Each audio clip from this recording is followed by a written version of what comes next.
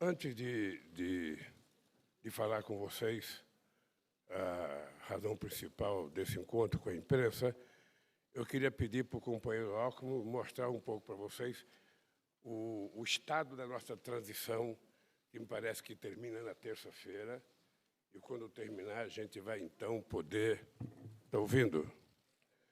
Então, o Alckmin vai primeiro mostrar para vocês o estado da transição, como é que está a transição, e possivelmente ela termine na terça-feira. Quando ela terminar na terça-feira, nós vamos, então, convocar uma coletiva para falar um pouco daquilo que nós achamos. Tá? Então, companheiro Alckmin, com a palavra, depois eu falarei.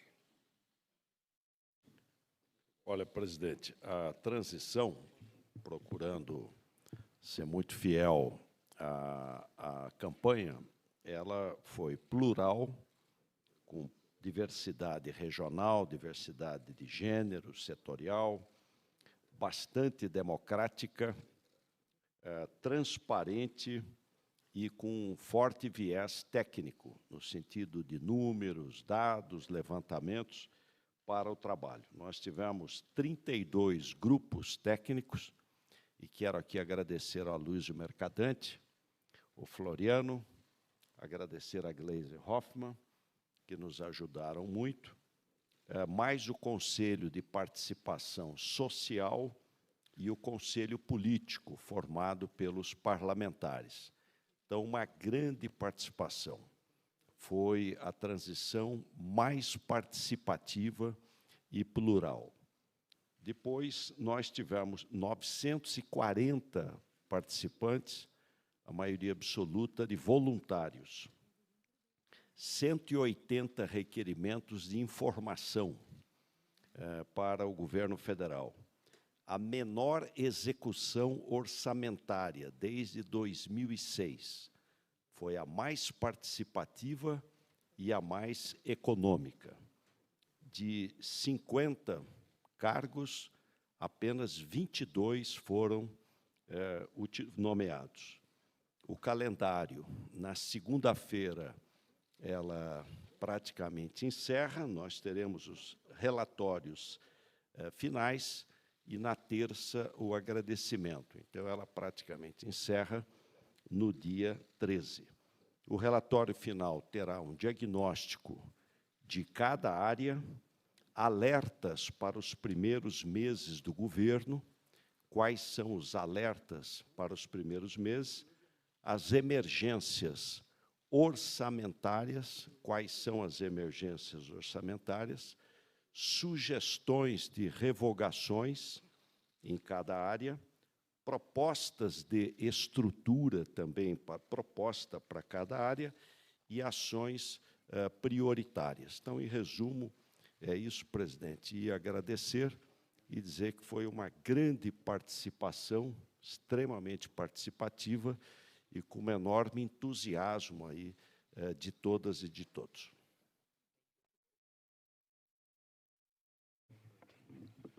Eu penso que foi... Cadê meu papel, Crispiniano? Eu penso que foi a transição mais democrática já feita na história das transições. O que me impressionou bastante é a quantidade de voluntários e voluntárias, e me impressionou bastante que nós nem utilizamos o dinheiro disponibilizado para a transição. Vamos devolver o dinheiro. Se deixar, nós pagamos a dívida do PT com ela. Bem, eu tomei a decisão de apresentar alguns ministros e, possivelmente, a semana que vem, depois da diplomação, eu apresente mais um pouco de ministros e depois apresentarei mais um pouco de ministros. Bom, primeiro, vocês devem estar pensando, ou alguém está com uma pergunta preparada, presidente Lula não tem mulheres, presidente Lula não tem negros. Ou seja, vai chegar uma hora que vocês vão ver mais mulheres aqui do que homens, e vai chegar uma hora que vocês vão ver a participação de muitos companheiros afrodescendentes aqui em pé, como estão hoje os companheiros.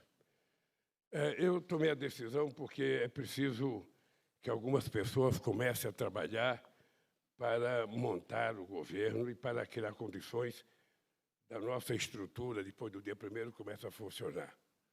Eu tomei a decisão de escolher o companheiro Fernando Haddad como ministro da Fazenda. Ele tem a incumbência de ter uns dias para montar a sua equipe e já começar a apresentar resultado antes da gente tomar posse. Eu tomei a atitude de anunciar o companheiro Rui Costa, companheiro governador da Bahia, companheiro-chefe da Casa Civil do governo Wagner, companheiro deputado federal, companheiro sindicalista do Fórum Petroquímico, que certamente vai prestar um extraordinário serviço na Casa Civil. Ele será o meu ministro-chefe da Casa Civil. Tomei a atitude de apresentar o companheiro José Múcio, grande companheiro, sabe, meu ministro, e o José Múcio vai ser o ministro da Defesa, e logo depois que terminar o Jogo do Brasil, eu vou ter uma reunião com ele, com os comandantes, que ele já conversou, para que a gente possa começar a discutir o futuro do nosso país. Também um grande companheiro, com uma história política consagrada, como deputado, como presidente da Embratur, como militante de esquerda, como juiz federal, que é o nosso companheiro Flávio Dino, ex-governador do Maranhão, eleito senador da República, que vai ser o nosso querido companheiro da Justiça. Eu tenho certeza que o Flávio Dino vai ajudar a consertar muitas coisas nesse país. E, por último, que não está aqui, porque está na Croácia, o embaixador Mauro Vieira, que será o meu ministro das Relações Exteriores. Eu tenho uma grande relação com o Mauro Vieira, tive uma extraordinária relação quando presidente e resolvi escolhê-lo para que ele fosse o meu ministro das Relações Exteriores. Bem, hoje a indicação são desses grupos de companheiros. Estou indicando o Alckmin para vice e estou me indicando o presidente da República. Eu queria dizer algumas coisas para vocês. Primeiro, com relação à transição. É muito importante que vocês tenham claro que, quando a transição terminar, nós vamos tentar, com a maior seriedade e com a maior sobriedade, apresentar para a sociedade brasileira o que nós encontramos como resultado do atual governo. Vamos mostrar sem precisar fazer um show de pirotecnia. Nós não queremos isso. O que nós queremos é que a sociedade brasileira saiba corretamente como é que está a saúde, como é que está a educação, como é que está o SUS, como é que está a ciência e tecnologia, como está a situação dos aposentados, como está a situação dos trabalhadores. Ou seja, para que a sociedade saiba, porque se nós não apresentarmos agora, 6 meses depois, estará nas nossas costas os desmandos feitos pelo atual governo.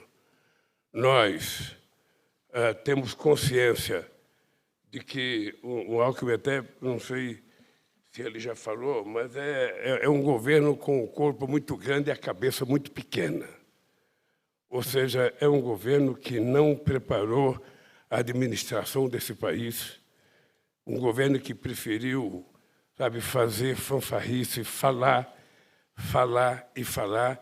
e não conseguiu resolver os problemas que é preciso um governo resolver. Nós agradecemos profundamente aos senadores que votaram a PEC, que não é uma PEC do governo Lula, do futuro governo, é uma PEC do governo Bolsonaro, porque essa PEC é para resolver o problema do orçamento, que ele não colocou dinheiro para resolver os problemas que nós temos que resolver, sobretudo a manutenção dos R$600 de um programa que volta a ser chamado Minha Casa Minha Vida, e mais 150 Bolsa Família e mais os R$150 para crianças até 6 anos de idade. Nós recebemos informação hoje que também o Minha Casa Minha Vida está numa situação muito delicada e possivelmente não tenha recurso sequer para que a gente possa atender as pessoas, sabe, da faixa 1, que são as pessoas até 2 salários mínimos. é preciso que a gente dê uma analisada, que a gente vê na transição, se a gente consegue as informações com o Conselho Curador da FGTS, para que a gente possa fazer com que essas pessoas mais pobres, que tiveram casas subsidiadas, voltem a ter a chance de ter uma casa feita pelo Estado brasileiro. E, quando tiver tudo pronto, nós vamos convocar uma coletiva e o Alckmin e eu vamos apresentar para vocês mais as pessoas que trabalharam, a Luísa, o Mira, Belchior, e todo mundo que trabalhou na transição. Nós vamos mostrar para vocês, área por área, para que vocês saibam como está o Brasil no dia, no dia 20 ou dia 21 de dezembro de 2022. E eu espero que a gente consiga recuperar aquilo que é o sonho da sociedade brasileira. Eu sei que houve uma pesquisa que disse que 95% do povo está achando que o governo vai dar certo. E eu, sinceramente, quero dizer para vocês, eu, se fosse perguntado, seria 100% de que o governo vai dar certo, porque nós não temos o direito de frustrar a expectativa de uma grande parcela da sociedade brasileira que estava precisando de ar novo, de ar puro, para que a gente possa respirar mais democracia, mais salário, mais emprego, mais educação, mais saúde e mais liberdade de expressão e mais liberdade de comunicação. Esse é o retrato desse novo país que vai nascer a partir do dia 1º de janeiro de 2023. Podem ter certeza que nós não temos o direito de não fazermos a coisa correta e de não tratarmos com muito carinho as pessoas mais necessitadas desse país. A esses companheiros que foram anunciados hoje, eu espero que eles passem a trabalhar como jamais trabalharam, porque a tarefa que lhes foi incumbida será sempre mais difícil do que as tarefas que eles já cumpriram. Portanto, o companheiro Haddad sabe da responsabilidade dele, o companheiro Flávio Dino sabe da responsabilidade dele, o companheiro Rui sabe da responsabilidade dele, o companheiro Zé Múcio sabe da responsabilidade e o Mauro Vieira sabe da responsabilidade, até porque o Brasil precisa voltar a ter uma política externa protagonista, uma política externa, como diz sempre o Celso Amorim, ativa e altiva. Portanto, companheiros e companheiras, eu espero, não apenas para o povo brasileiro, mas eu espero também para a imprensa brasileira, novos dias. Tenho certeza que vocês serão tratados. Se eu já tivesse tomado posse, tinha 30 copos d'água aqui. Como eu não tomei posse ainda, nem a garrafinha. O meu adversário achava que era a cachaça que eu tomava. Mesmo no tempo que eu gostava, eu não bebia na garrafa, eu bebia num copinho. Eu espero que vocês vão perceber que até a nossa gloriosa imprensa vai viver novos dias. Vocês vão ser tratados com mais respeito, com mais decência. Ninguém vai negar informação para vocês. A lei de acesso à informação vai voltar a funcionar 100%. O portal da transparência vai voltar a funcionar 100%. Portanto, vocês não terão no nosso governo a indústria da mentira, a indústria da desinformação ou a indústria do fake news. Vocês terão no nosso governo a indústria da boa informação, porque é com essa boa informação que a gente pretende recuperar o Estado de Direito desse país, a democracia e a melhoria da qualidade de vida do povo brasileiro. Eu já ouvi boato que a PEC vai ter problema na Câmara dos Deputados. Eu não acredito. Eu quero dizer para vocês que eu farei quantas conversas for necessárias para que a PEC possa ser aprovada na Câmara dos Deputados, da mesma forma que foi aprovada de forma extraordinária por 64 votos no Senado. Eu espero que as pessoas compreendam que essa PEC não é para o governo Lula, essa PEC é para fazer um reparo no orçamento do presidente Bolsonaro e essa PEC é para que a gente possa garantir o mínimo necessário às pessoas mais necessitadas desse país, o mínimo necessário para a saúde, o mínimo necessário para o Minha Casa Minha Vida, o mínimo necessário para a farmácia popular e o mínimo necessário para a gente começar a cuidar do povo brasileiro. Eu sei que, quando esses ministros tomaram posse, todos eles vão se apresentar a mim chorando com o orçamento deles. Todos eles vão se apresentar, eu preciso de mais dinheiro, eu preciso de mais dinheiro. E eu vou dizer para eles, se vocês querem mais dinheiro, fabriquem, arrecade mais. A economia tem que crescer, faça a economia crescer, que vai ter mais dinheiro, mais emprego, mais salário para todo mundo. Dito isso, eu encerro essa pequena fala com vocês e não sei se vai ter pergunta, Crispiniano. Se tiver pergunta, por favor, façam pergunta bastante inteligente para a resposta ser inteligente. A gente vai fazer 2, 3 perguntas, porque daqui a pouco tem o Jogo do Brasil. Vou começar aqui. Bom dia a todos, presidente eleito. Aqui é Ana Flor, da Eu Globo News. estou ouvindo pouco aqui, querida. Bom dia, Ana Flor, da Globo News. Estamos ao vivo na Globo News nesse momento. Presidente, bom dia. Parabéns aos ministros que acabam de ser anunciados, a todos. Presidente, a gente queria que o senhor explicasse um pouco por que o senhor decidiu anunciar esses ministros hoje. O senhor tinha falado em anunciar a partir da diplomação, que é na segunda-feira. Conta um pouco para a gente a urgência desse momento, porque essa antecipação, o trabalho está grande. O que lhe motivou a antecipar esse anúncio? Olha, se não tivesse outra razão, a principal será vocês terem mais jeito para vocês fazerem pergunta, para entrevistar. A partir de agora, vocês podem conversar com a Haddad sobre o mercado, sobre a preocupação do mercado. E eu espero que a Haddad fale do mercado, mas fale do problema social que o povo brasileiro precisa. Você pode falar com o Flávio Dino como é que ele vai consertar o Ministério da Justiça, como é que ele vai consertar o funcionamento daquela Polícia Rodoviária Federal. Sabe que, durante o processo eleitoral, virou uma polícia cabo-eleitoral de um candidato. Eu quero que vocês conversem com o Zé Múcio como é que ele vai lidar no Ministério da Defesa com os nossos militares. Eu quero que vocês perguntem ao companheiro Flávio, o companheiro Rui Costa, sabe, como é que ele vai dar conta de exercer uma função extraordinária que, no meu governo, foi exercido pela Dilma com uma grandeza excepcional.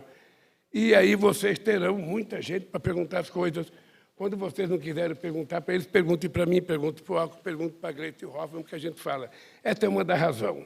Tá? Como eu tenho que indicar mais ministério, e somente domingo, possivelmente no domingo, eu tenho uma conversa para determinar a quantidade de ministério que nós vamos ter e a quantidade de secretaria que nós vamos criar. Então, a partir do momento que eu definir, aí eu vou definir os ministérios. Agora, esses já estão definidos, esses não têm mudança, não tem secretaria nova, mas os outros têm, porque eu ainda vou definir, sabe, quais os ministérios que a gente vai criar, quais a secretaria que a gente vai criar. Isso nós vamos fazer até no domingo à noite, e na segunda-feira, depois da diplomação, eu vou tratar de terminar a montagem do nosso governo e nos preparar para, no dia 1º, começar a governar esse país. Bom dia, presidente. Aqui, Wesley Galzo. Só um minuto. Bom dia, presidente. Wesley Galzo, do Estadão.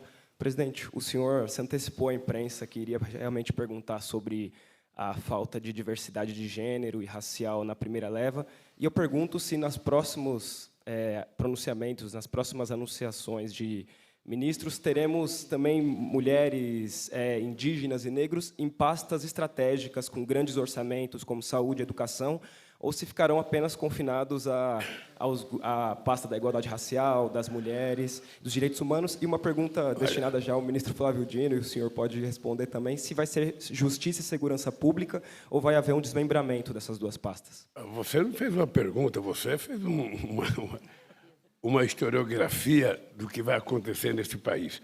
Olha, primeiro, eu não entendo que você pensa que esse cara é branco.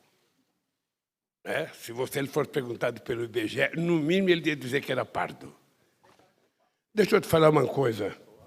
Quando você monta um governo, obviamente, que olhando, sabe, o conjunto da sociedade brasileira, você fica olhando a mega diversidade da sociedade brasileira e você vai escolhendo as pessoas que são aptas para determinadas funções.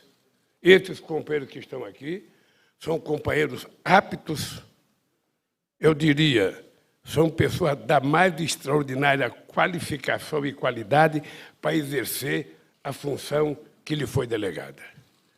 Vai ter outros ministérios e vocês vão ver que nós vamos colocar, sabe, muita gente para participar.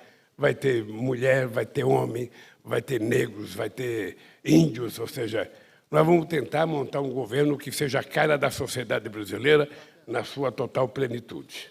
Não se preocupe com isso que nós vamos montar. A segunda coisa é que nós temos o interesse de criar um Ministério de Segurança Pública, mas a gente também não pode fazer a coisa de forma atabalhoada. O companheiro Flávio Dino tem a missão, primeiro, de consertar o funcionamento do Ministério da Justiça, de consertar o funcionamento da Polícia Federal, porque nós queremos que a carreira de Estado seja uma carreira de Estado. Nós não queremos que policiais fiquem dando shows, sabe, nas investigações antes de investigar. Nós queremos que as pessoas tratem com seriedade as investigações. Nós sabemos quanta gente se meteu na política de forma desnecessária. Nós vamos primeiro arrumar a casa e depois nós vamos começar a trabalhar a necessidade de criar o Ministério da Segurança Pública, porque é preciso que a gente faça com muita seriedade. Nós vamos, inclusive, recuperar o PRONAF, que foi um programa lançado no meu governo pelo ministro Tarso Genro e que não funcionou, sabe, com a presidenta Dilma, não sei qual a razão, mas nós vamos tentar recuperar o PRONAF, porque foi uma das coisas mais importantes que nós fizemos para tratar de segurança pública. E eu queria dizer para vocês que tem uma coisa na questão da segurança pública que o governo federal tem que se meter, porque nós precisamos cuidar de quase 17 mil quilômetros de fronteira seca, nós temos que cuidar de 8 mil quilômetros de fronteira marítima, nós temos que cuidar de muita coisa nesse país. É preciso ter uma polícia altamente competente, bem formada e, eu diria, até bem remunerada. Então, isso vai estar na pauta para que a gente possa construir. E eu acho que vai ser o tempo que a gente tiver preparado para fazer isso. A questão da segurança será uma das coisas que nós vamos tratar com muito cuidado, porque nós não podemos errar. A gente não pode fazer da segurança pública uma pirotecnia. A gente está cansado de ver dezenas de pessoas serem vítimas de ação policiais sem nenhuma explicação. E eu estou convencido que a questão da segurança pública nos estados não é uma questão apenas da polícia, é uma questão da ausência do Estado nas comunidades. Se o Estado tivesse presente com educação, com cultura, com saúde, com lazer, com esporte, possivelmente a gente tivesse menos violência do que a gente tem hoje. Então, é uma coisa que nós vamos discutir muito com os governadores, nós vamos recuperar a relação federativa entre o governo federal, governos estaduais e governos municipais, porque não é possível esse país dar certo se as prefeituras não estiverem bem. As prefeituras é onde as pessoas precisam de educação, de saúde, de transporte, é onde as pessoas moram, é onde as pessoas reclamam, e o governo federal precisa estar muito entrosado com o governo dos estados e com as prefeituras. Por isso, as nossas políticas públicas, seja da segurança ou qualquer outra política pública, vai ter uma relação muito forte com os governadores e com os prefeitos. Senão, não dá certo. Oi, presidente. Vitória Azevedo, repórter da Folha. Queria fazer duas perguntas ao senhor. O senhor citou a tramitação da PEC na Câmara. Fala mais perto do microfone, querida. Assim o senhor escuta? É porque aqui não tem uma caixa de retorno. Mais alto, assim? Se eu fosse artista, me recusaria a dar um show sem caixa de retorno, sem caixa de retorno. Então, vou falar um pouco mais alto, assim o senhor escuta. O senhor citou a tramitação da PEC na Câmara. Eu queria saber qual que é a avaliação do senhor, se o julgamento das emendas de relator no STF podem interferir na tramitação da PEC na Câmara.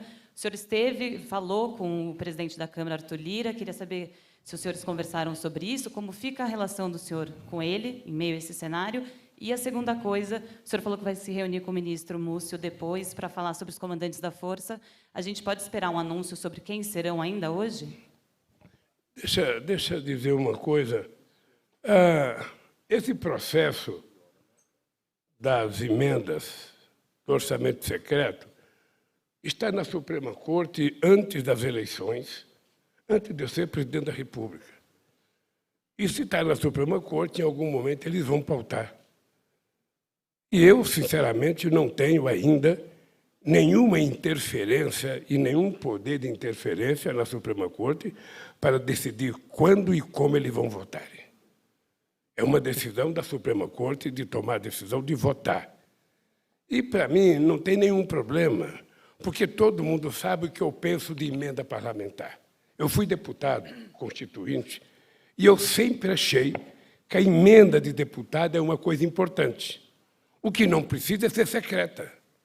A emenda do deputado, ela pode ser uma emenda muito importante se ela estiver acoplada ao orçamento do governo e às obras preferenciais do governo. E quem decide liberar a emenda, na verdade, é o Poder Executivo. Todo mundo sabe que eu penso isso, o presidente Lira sabe que eu penso isso, e quero dizer para vocês que, se tiver qualquer problema, nós vamos conversar. Eu já conversei 2 vezes com o presidente Lira, já conversei 2 vezes com o presidente Rodrigo Pacheco, e, se for preciso conversar 10 vezes, eu conversarei 10 vezes para que a gente possa fazer aquilo que for melhor para o povo brasileiro no começo do nosso governo. Eu estou muito tranquilo. A segunda coisa é com relação ao Zé Múcio. Veja, eu fui presidente 8 anos, eu tive uma relação com as Forças Armadas que foi, do meu ponto de vista, extraordinária. Eles nunca me criaram nenhum problema. Possivelmente eu tenha sido o presidente que mais recuperou as condições econômicas e as necessidades estratégicas das Forças Armadas. Eu tenho certeza que nunca o Exército, nunca a Marinha, nunca a Aeronáutica recebeu tanta ajuda de um governo como recebi. Você se lembra que, quando eu cheguei na presidência, o avião presidencial estava aposentado e os que estavam funcionando eram chamados de sucatinha. Vocês se lembram que o Marco Maciel era vice-presidente e estava viajando no sucatão e caiu um dos motores do sucatão em pleno ar. O presidente Fernando Henrique Cardoso começou a viajar em voo de carreira. E vocês não sabem o incômodo do que é um presidente da República entrar num avião de carreira. Bom, eu tomei a decisão de comprar avião. Vocês sabem o quanto eu fui achincalhado, o Aero-Lula, uma série de coisas. E hoje o Brasil tem aviões. As Forças Armadas, quando a Rio Sul fechou, todos os aviões das Forças Armadas que eram financiados pelo BNDES, nós passamos para a aeronáutica. A gente não tinha avião para mandar o ministro fazer uma viagem. Tinha um que saía fumaça todo dia, várias vezes ele levantava voo e tinha que descer, porque o fumaceiro tomava conta do avião. O Exército não tinha nenhuma patrola mais, não tinha nada. Nós recuperamos o batalhão de engenharia do Exército e transformamos ele, sabe, quase que numa forte empreiteira para fazer obras em lugares inóspitos, em lugares que a indústria privada não quer ir, e também para tentar nivelar o preço. E na Marinha, a mesma coisa. E nós vamos continuar fazendo mais, porque as Forças Armadas têm um papel importante. As Forças Armadas têm um papel constitucional, ela tem que cuidar da soberania nacional, ela tem que defender o povo brasileiro de possíveis e eventuais inimigos externos. E é para isso. As Forças Armadas não foi feita para fazer política, ela não foi feita para ter candidato. Quem quiser ter candidato, se aposente e seja candidato. Mas as pessoas da ativa das Forças Armadas têm uma missão nobre, que é cuidar da segurança de 215 milhões de brasileiros, de cuidar das nossas fronteiras e cuidar, eu diria, da nossa soberania. Eu tenho certeza que não poderia haver ninguém mais preparado para cuidar da defesa do que o companheiro Zé Múcio. Eu já tive o embaixador Veiga, eu já tive o vice-companheiro Zé Alencar, eu já tive o Valdir Pires, já tivemos o Wagner, já tivemos o Celso Amorim, já tivemos o Nelson Jobim, e agora nós temos o Zé Mussi. Eu tenho certeza que ele dará conta do recado, e eu tenho certeza que as Forças Armadas irão cumprir aquilo que é a missão principal deles, cuidar da segurança desse país. É isso. Olha, os comandantes, ele vai conversar com os comandantes, vai escolher os comandantes e vai levar para mim aprovar se eu aceito ou não a indicação dos comandantes. Vocês sabem que eu costumo trabalhar por relação de confiança. Eu, quando confio numa pessoa, e se eu chamei para ser ministro é porque eu confio, eles vão ter liberdade de fazer as coisas até prova em contrário. Eu tenho certeza que o Zé Mussi escolherá aqueles que devem ser os melhores comandantes para a Marinha, para a Aeronáutica e para o Exército.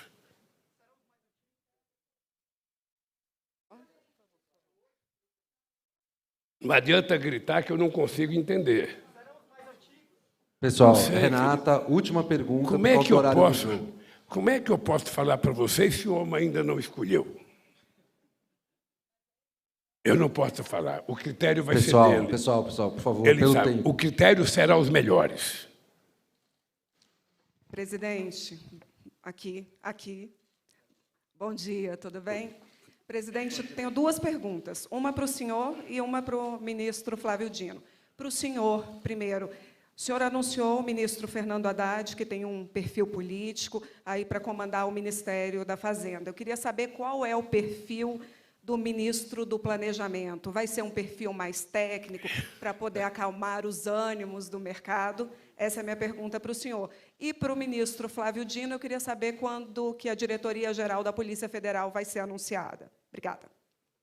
Olha, o perfil do Ministério do Planejamento será o perfil de um cara que esteja apto para cuidar do Ministério do Planejamento, do Orçamento, e que seja um ministro bastante afinado com o Ministério da Fazenda.